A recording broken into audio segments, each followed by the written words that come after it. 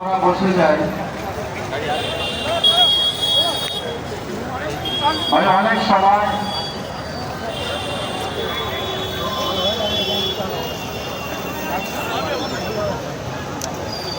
ভাই অনেকে হুড়ুহুড়ির মধ্যে ফোন পড়ে যাচ্ছে। এক ভাইয়ের ফোন পড়ে গেছে, যদি কেউ পেয়ে থাকেন স্টেজে দিয়ে যাবেন।